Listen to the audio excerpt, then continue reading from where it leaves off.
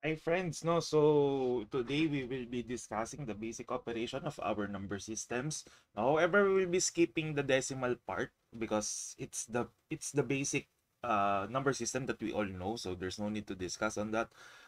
For the binary number system, we will be having a separate discussion for all the operations involving binary numbers because more than the arithmetic operations, there are also logical operations for our binary system. So for this discussion, we will be focusing on the basic operations of octal and hexadecimal number system. So let us first start with octal number system.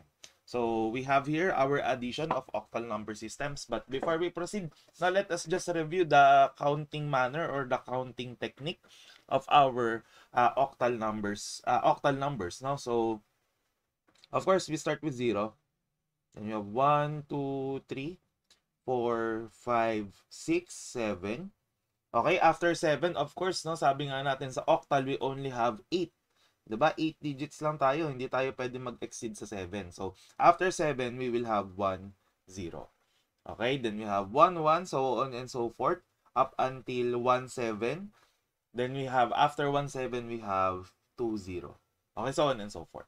Okay, so meaning, now if we're going to continue this, no, let's say we have 77 as our number. What is the next number after 77? That is already 100. Okay, so that's how we count octal numbers. And this will be usable, no, for addition or the basic operations basically of octal numbers. Now we have here our example 162 plus 23. No, so of course 2 plus 3 is 5. 6 plus 2 is 8. However, we do not have 8, no, in our octal number. So, let's check, no, just to verify. We have 0, 1. This is in octal. This one is in decimal naman. Para lang ma-validate natin, no. 4, 5, 6, 7, 8, 9. No, so meaning in decimal 8, ang kanyang counterpart in octal is 1, 0. No, so we have 0, carry 1. Okay, then we have 1 plus 1 is 2. So therefore, our answer for this one is 205 base 8. Okay, so that's how we add octal numbers. Next, no, so we have here another example, 4415 plus 772. Okay, so both of them are in base 8. Okay, so we have 5 plus 2 is 7. 1 plus 7 is 8, no? But we know that there is no 8 in the octal system. So, we'll proceed with 1, 0. No? Kasi yun yung after ng 7. Then we have 1 plus 4 is 5 plus 7 is 12. No? So, yung 12 natin, ano katumbas niya? So, let's continue this one, no? Purahin ko lang yung sa kanina. We have 10, 11, 12. Okay, for our, for our octal, we have 12, 13, 14. No? So, meaning we have 1, 4 or 4 carry 1. Okay, then we have 1 plus 4 is 5. So, therefore, our sum, no, for this given is 5407 base 8. Ayan. Okay, these are our answers. Okay, so that's how we add octal numbers. We just have to take note on the limits, no? Yung kung hanggang saan lang tayo pwede magbilang para hindi tayo malito for the octal numbers. Okay, so we have here now our subtraction. Let's say we have 162 minus 23. Okay, how are we going to do this? So 2 minus 3 cannot be, 'di ba? Hindi going back to our basic math, no, in elementary, 'di ba? Kapag mas malaki yung minuend sa subtrahend, hindi pwede. So what are we going to do? We're going to borrow 1 from 6, so this will become 5. But instead of, 'di ba, supposedly yung ginagawa natin sa decimal, we just simply add 1. But in this case, hindi. No, ano gagawin natin? We're going to, or rather, magkakabit lang tayo ng 1 or magdadagdag tayong 10. But in this case, sa octal, mag-a-add tayo ng 8. Laging ganun, ha? Ang pag-borrow, no? So, from 2, magiging ano siya? Magiging 10. Okay, kasi ba 2 plus 8 is 10. So, we have 10 minus 3, that is 7. Okay, then we have 5 minus 2, that is 3. Then, bring down 1. So therefore, our answer for this one is 137 base 8. Okay? So, next we have 4415 minus 772. Ayan. So, 5 minus 2 is 3. 1 minus 7 cannot be. So, you need to borrow 1 from the next one. So, this will become 3. Yung 1 naman natin plus 8 will become 9. Tama? So, 9 minus 7, that is 2. 3 minus 7, again, cannot be. So, you need to borrow 1 from the next 4. Tapos, yung 3 natin is magiging 3 plus 8 is 11. So, we have 11 plus 7, rather 11 minus 7, that is 4. Then, bring down 3. Okay, so therefore, we have our answer, 3, 4, 2, 3, base 8. Ayan. For the difference of 4,415 and 772. Next, we have our multiplication, no? So for the multiplication, same manner, no? Yung mga carry rules natin, no? So let's say we have 6 times 23. Okay, so let's do this individually, no? So we have 6 times 3. Diba? Supposedly this is equal to 18 in decimal. But what is the equivalent of 18 in octal? So sabi nga, ano nga yung kanina natin? So let's go back. Para itutuloy na lang natin. We have 12 ang decimal, no? 14 yung kanyang octal. So 12 12. Okay, tas 14 yung ating octal. So this is octal. This is decimal. So tuloy lang natin, no, to check what is the equivalent of 18. So we have 13, 14, 15, 16, 17, and 18. Okay, so for the octal, we have 15, 16, 17. Anong susunod sa 17? Hindi pa this 18, so we will have 20, 21, 22. So we will have, this is equivalent to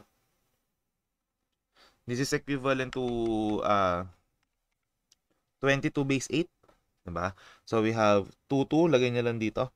Then we have 6 times 2, that is 12. So we have 6 times 2 is 12. Anong equivalent ni 12 sa, this is in decimal, remember, this is in decimal. So ano equivalent ni 12 kay octal? That is 14. No? So, add nyo lang dito 14. Ayan. Okay? So, simply add, no? Kapag tapos natin makakuha yung product nung per digit, so just add it 2, 6, and 1. So therefore, we have 162 base 8 for the product of 6 and 24. So let's have our second example, no? So we have 15 times 44. Both are in base 8. So sulat lang natin, no? 15 times 44. Okay, so we have here 5 times 4, no? Again, digit by digit ang pagmumultiply. There's no need to rush, no? So we have 5 times 4. This is equivalent to 20 in decimal. Ano equivalent ng 20 in octal? So let's continue our sequence here. So 19, 20. Of course, ano susunod kay 22? We have 23 and 24. So we have, this is 24 in base 8, no? So we have 4, carry 2. No, so we have 4 times 1 is 4 plus 2 is 6. Then sulat nyo lang ulit dito yung since same digit lang naman, no? 15 times 4 pa rin yung mangyayari. So we have 4. 6 plus 4 is 10. However, 10, what is the equivalent of 10 in tawag dito in octal? So we have, di ba, 7, 8, 9, 10. No? So we have 12. So, carry 1. So, we have 1 plus 6 is 7. So, we have 724 base 8 for number 2. Okay, so that's how we do octal multiplication. So, next, let's proceed with the division of octal numbers. So, for the division, no, there is one prerequisite that we need to do before we proceed with the division. That is to create the octal multiplication table.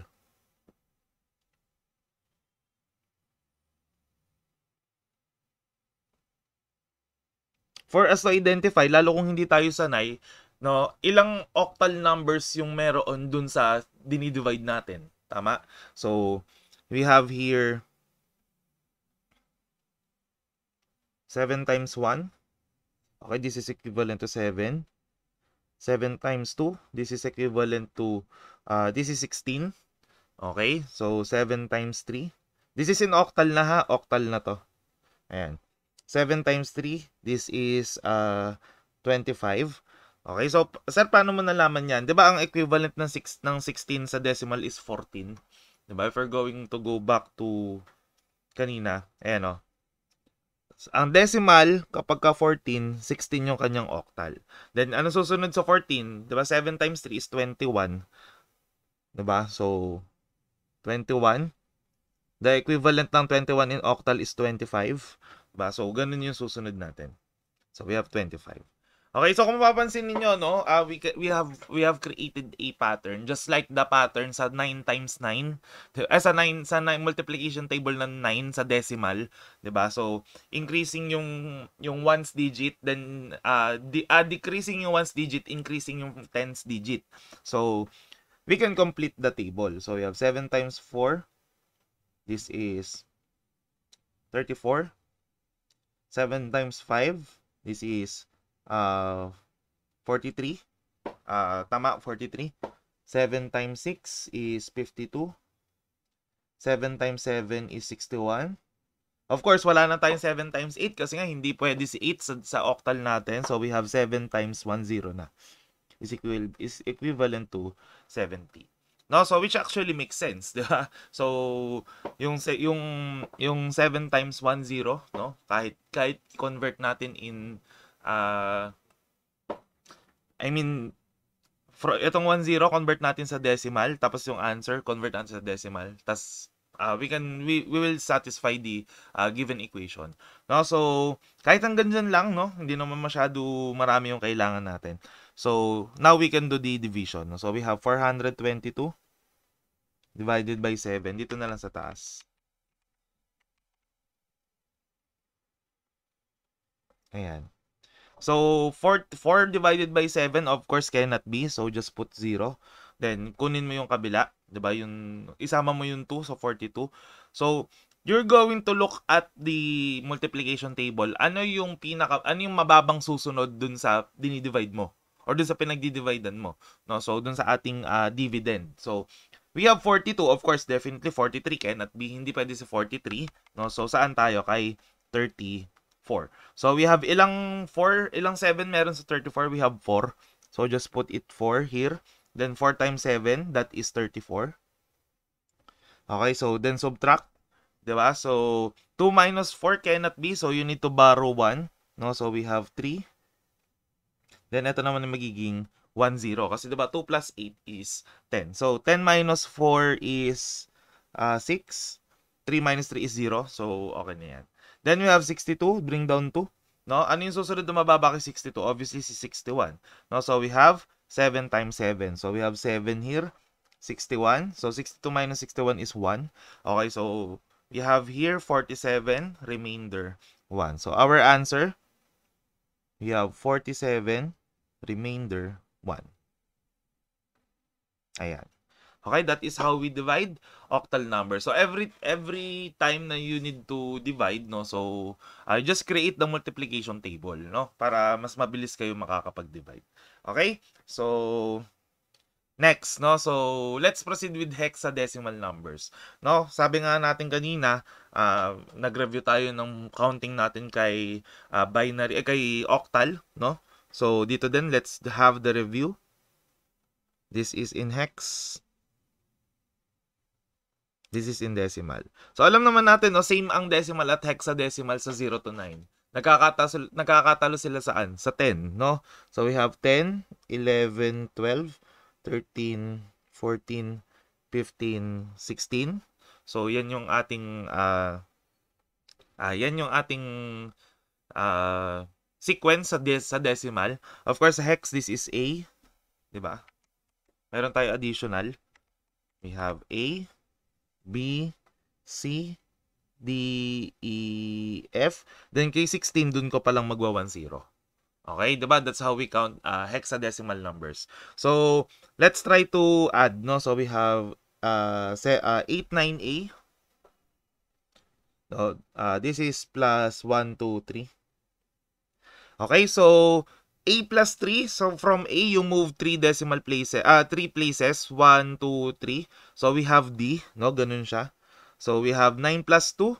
So, that is 11, no? In decimal. Ano equivalent ni decimal kay hex, no? So, that is B. Diba? Obviously. And we have A plus 1, that is 9. So, we have the answer, 9BD base 16. Okay? Next, we have FFCB plus AA. So, and let's add, no? So, we have B plus A, diba? This is equivalent to 12 plus 11. Diba? Or rather, 11 plus 10, sorry. 11 plus 10. Diba? This is equivalent to 11 plus 10. What is 11 plus 10? That is 21 in decimal. Ano equivalent ng 21 sa hexadecimal? So, continue natin to. 17, 18, 19, 20, 21, no? So, we have 11, 12, 13, 14, 15. So, we have 1, 5, no? So, we have 5, carry 1. Okay? So, next, we have C plus A. So, this is equivalent to 12 plus 10 plus 1, of course, our carry. So, this is 23. Ano equivalent ng 23? So, we have 22, 23. So, that is 17, no? 16, 17. So, we have 1, 7. So, this is 7, carry 1. Okay? 1 plus F is 1, 0. Diba? So, carry 1 ulit. Then, ganun pa rin, carry 1. So, we have our answer, 10075 base 16 as our sum. No? Ayan. For our our hexadecimal FFCB plus AA. So now let's proceed with subtraction, no? So we have ganun pa rin, same rules apply. You just need to be careful or mindful on the equivalencies, no? So we have minus 123. Okay, so A minus 3, that is 10 minus 3, that is 7, 'di ba? Then we have 9 minus 2, that is 7 still. 8 minus 1 is 7 as well. So we have our answer here, 777 base 16. Okay? So how about this one? So we have FFCV minus AA. Ayan. So B minus A, so that is 1 kasi 1 place higher lang naman si B kay A. So we have 1. C minus A, that is 2 place higher. So we have 2. Then we have F, drop nyo lang since 0 naman yan, di ba? So we have F. Yan. So therefore, our answer for this one is FF21. Sir, paano kapag may borrow? No? For example, let's do some example na may borrow. Let's say 10 A3 minus, let's say, FF minus FF. Okay? So, you need to, ganun pa rin, katulad sa octal. So, 3 minus F cannot be. Kasi, di ba 3 minus 15 to. So, cannot be. So, borrow 1 kay KA, this will become 9. Si 3 naman, magiging ano siya? Magiging 3 plus 16, so 19. Di ba? 19 minus F or 19 minus 5, that is equivalent to 4. Okay? Next, we have 19 minus F cannot be as well. So, borrow 1 ka dito. So, si 0 magiging F. Of course, si 1 magiging 0. Ganun siya, no? Continuous borrowing kapag 0 yung kasunod.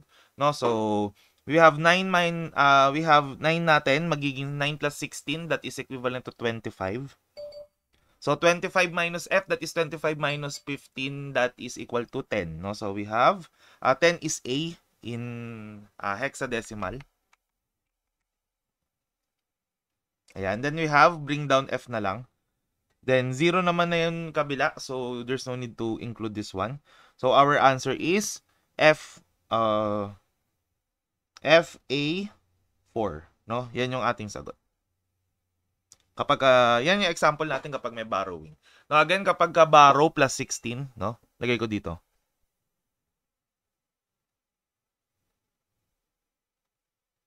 Ayan, plus 16. So, sa octal, lagay natin borrow plus 8, no?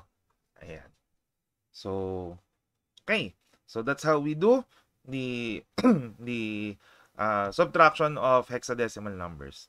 Now, let's proceed with multiplication. So, we have 1, 2 times 1, 4. Okay, so 4 times 2, that is 8. Simply 8. 4 times 1 is 4. 1 times 2 is 2. 1 times 1 is 1. So we have 8, 6, 1. No? So therefore we have, this is equivalent to 168 base 16. Sir, parang similar sa decimal. Yes, no? Kasi hindi naman umabot sa A yung mga counts natin. So wala tayong problema doon. Ito aabot for sure. Kasi meron eh. So we have 1, 2, 3 times AA. So, dito mag per digit tayo. So, we have 3 times A. Diba? This is equivalent to what? 3 times 10, that is 30. Diba? 30 in decimal, ano yung kanyang equivalent sa hexadecimal? 30 is 1E, no? So, 1E yung kanyang equivalent. No? So, nanggaling yun. Dugtong natin yung kanina, no? So, we have 23, that is equivalent to 17. Diba? 23, 17 to. So, continue lang natin yung bilang natin.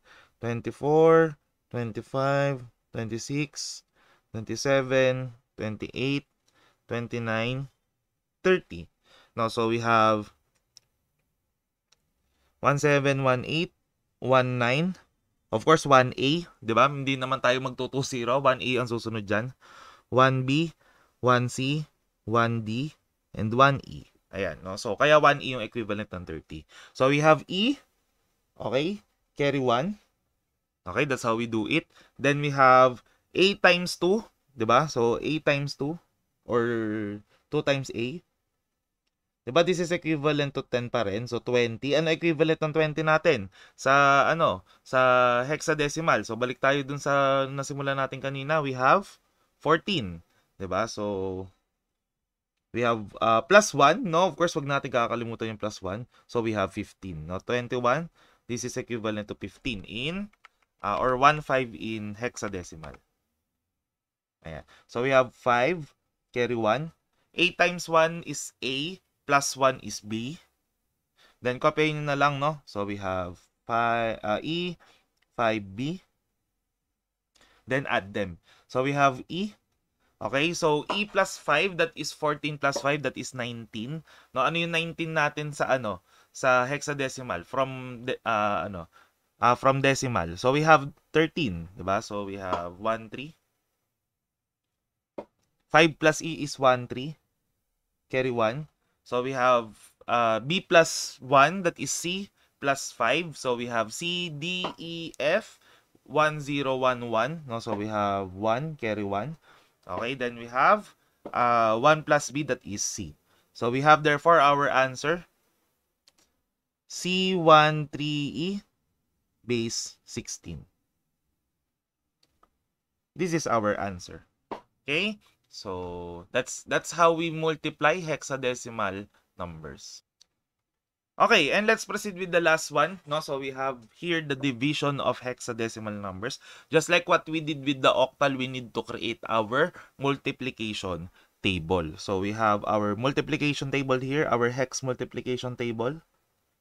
So dito mas marami, no, kasi hanggang letter F tayo. Multiplication table. So we have 4 times 1. Of course, that is 4. 4 times 2. So, anong gagawin natin dito para mabilis tayo? Just add 4 kasi di ba 4 naman yung minumultiply natin. 4 plus 4 is 8. 4 times 3. 8 plus 4 is 12, but 12 is C. Di ba? C siya sa siya sa susunod I mean sa hexadecimal. So we have 4 times 4, that is 16. Ano si 16 sa sa hexadecimal? Di ba that is 10? Ayan. Then we have 4 times 5. Ano susunod? Of course, add 4. So we have 14. Kung mapapansin niyo, no, bumalik tayo dito sa first digit natin, no? With this one. Ayan. So we can now we can assume that there is a pattern. 48C0, umuulit lang siya. Pag umabot ka lang sa 0, magdadagdag ka na ng isa sa place value. Tama? So we have 4 times 6, that is 18. 4 times 7, that is 1C.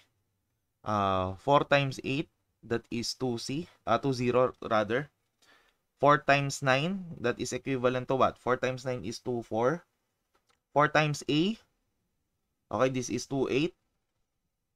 4 times B, this is 2C. 4 times C is equivalent to 30. 4 times D, this is equivalent to 34. 4 times E, this is equivalent to 3C, 38 rather. 4 times F, this is equivalent to 3C. And of course, 4 times 10 is going to be 40. Okay, so yan yung ating hex multiplication table, no? So we can use that, no, to create to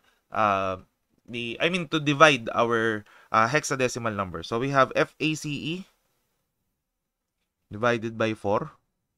So F divided by 4, ano yung meron tayo mas mababa dito kay F, which is C, 'di ba? So we can put anong ilalagay natin sa quotient? Of course, ito yung multiple natin, no? So we have 3. Then we have C here. F minus C, that is 15 minus 12, that is 3. Diba? Then bring down A.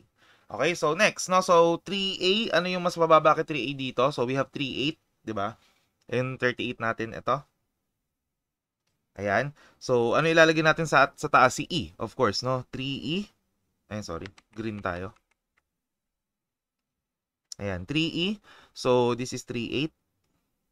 So A minus 8, that is 10 minus 8, that is 2. Of course, 3 minus 3 is 0. So, bring down C. 2C. No, meron ba tayong 2C? Yes, meron tayong eksaktong 2C. This one. No, so, we have 4 times B. So, ilalagay natin dito sa taas is si B. Okay, so we have 4 times B, that is 2C. Then, of course, this is 0. Then, we have E. No? So, 0E or simply E. Kasi, di ba guys, remember, meron tayong 0 dito sa unahan. Ayan. So, ano mas mababa kay 0E? Of course, si 0C. Diba? So, just put 3 sa taas. So, we have C. No? So, E minus C, that is 14 minus 12 is equivalent to 2. No? So, ayan. So, therefore, our answer is, of course, this is remainder 2. So, our answer is 3EB3 remainder 2. Ayan. So, that is how we divide hexadecimal numbers, no? You create the multiplication table para mas mabilis mo makita, di ba? So, ayan. Okay, so that's it, no? That's the end of the lecture. So, I hope you guys learned something. So, next topic, we will be discussing Boolean algebra. Okay, so how we operate binary numbers. Okay, thank you guys for listening. Okay, stay safe and God bless.